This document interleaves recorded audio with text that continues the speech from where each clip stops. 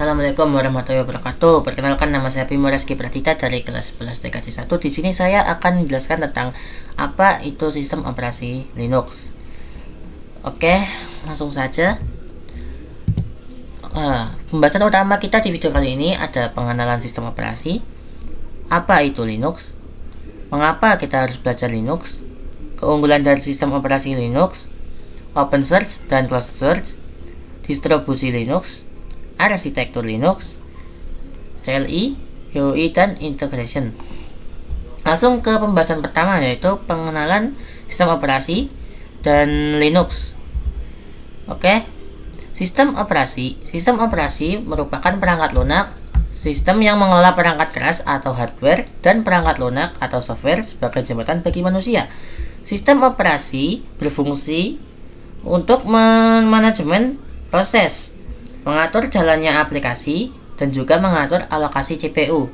Selain itu, sistem operasi juga berfungsi untuk manajemen memori. CPU berfungsi untuk pengaturan RAM. Selain itu, sistem operasi juga berfungsi sebagai file system dan input atau output dari komputer kita. Lanjut, sistem operasi Linux.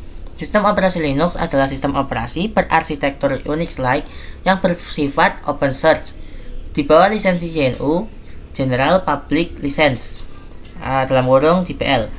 Sejarah Linux diciptakan oleh Linus Torvalds pada 1991.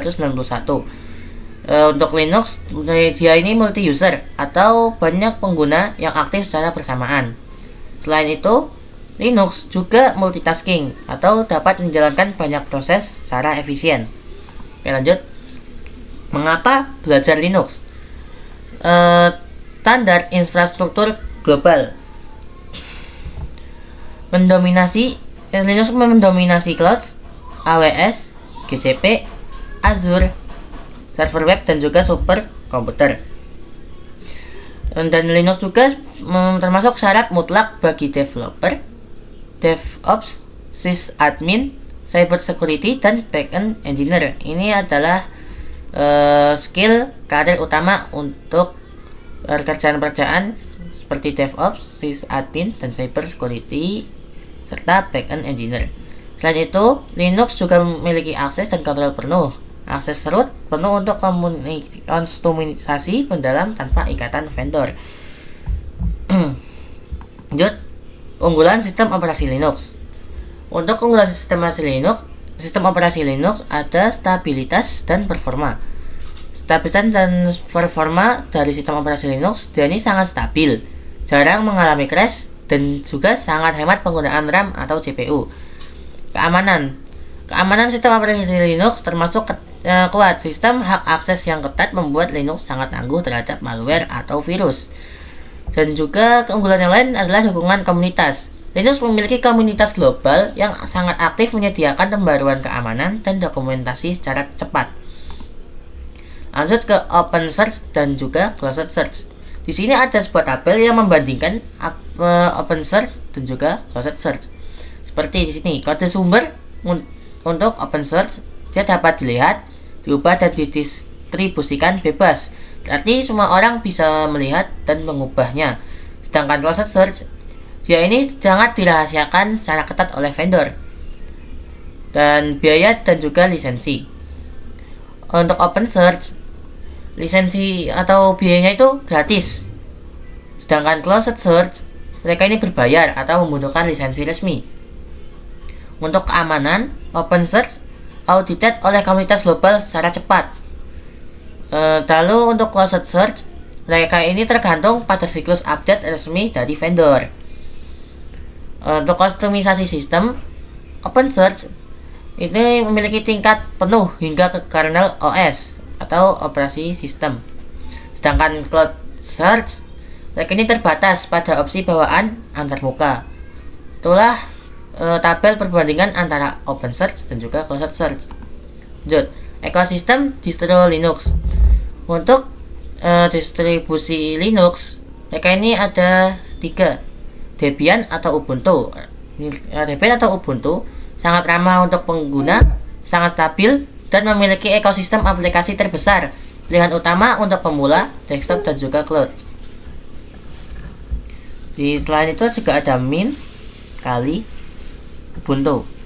Lalu ada Red Hat, standar industri enterprise dengan dukungan keamanan komersial tinggi untuk infrastruktur perusahaan besar. Lalu ada Arch Linux, sistem rolling release terdistribusi minimalis untuk pengguna mahir yang menginginkan kustomisasi dari nol. Selain Arch juga ada Manjaro dan juga Endeavour. Lanjut, arsitektur Linux. Arsitektur Linux itu ada 4: hardware, kernel, shell, dan libraries dan apps. Hardware itu ada komponen fisik seperti CPU, RAM, dan lain-lain. Kernel itu adalah inti dari sistem operasi, pengontrol hardware dan sumber daya. Sedangkan shell adalah penerjemah perintah pengguna. Jadi shell ini berfungsi untuk menerjemahkan semua perintah yang kita masukkan. Lalu ada libraries dan apps, utilitas sistem dan aplikasi pengguna. Oke, lanjut. Nah, lalu ada antarmuka CLI dan juga GUI. CLI atau command line itu adalah antarmuka berbasis teks tempat pengguna mengoperasikan sistem dengan mengetik perintah sakral. Untuk kecepatan ini sangat ringan dan cepat. Remote server juga sangat efisien diakses via SSH, dan shell mereka ini mendukung bash, ZSH, dan juga fish. Untuk untuk GUI atau graphical user, antar muka visual menggunakan icon, jendela, dan pointer mouse yang intuitif. Mereka ini user friendly, mudah untuk penggunaan harian. Desktop Env, GNOME, KDE Plasma, XFCE, visual kaya akan kustomisasi tampilan.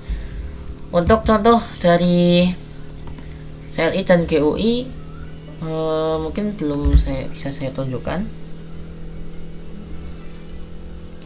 Nah, nanti sebentar.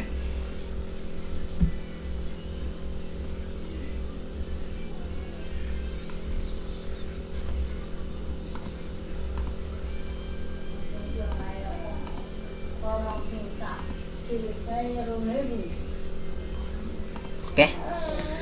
Untuk CLI dan juga GUI kalian bisa lihat seperti ini. Nah, contoh dari CLI adalah seperti ini.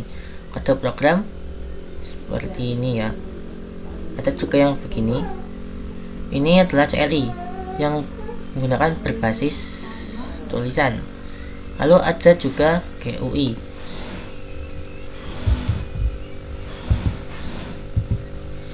GUI adalah contoh seperti ini.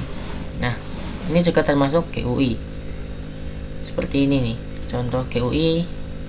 Nah, ini adalah GUI. Oke, lanjut. Lanjut. Nah, lalu ada Linux ada di mana-mana. Mungkin kalian sudah tahu tentang slogan Linux Everyday. Linux are everyday and everywhere, yang berarti Linux ada di setiap hari dan ada di manapun. Ya, Linux ada di manapun seperti di smartphone dan IoT. Sistem operasi Android berbasis kernel Linux menggerakkan miliaran smartphone, smart TV, dan juga alat IoT. Cloud server, lebih dari 90% web server global dan seluruh 500 superkomputer dunia menggunakan Linux. Oke, lanjut. Ada fakta dominasi Linux. 100% top 500 superkomputer dunia pakai Linux. Lebih dari 90% cloud infrastruktur. Mayoritas server Google, Amazon, dan Microsoft berjalan di Linux. 3 miliar lebih perangkat aktif. Sistem Android mendominasi pasar sistem operasi mobil global. Tingkat keamanan tinggi. Arsitektur terisolasi menjadikannya pilihan utama perbankan dan militer. Oke, mungkin segitu saja dulu dari saya. Oke, saya Bimo Rizky Pradita. Mohon maaf apabila ada kata yang kurang berkenan. Terima kasih. Wassalamualaikum warahmatullahi wabarakatuh. Sampai jumpa untuk ke video berikutnya.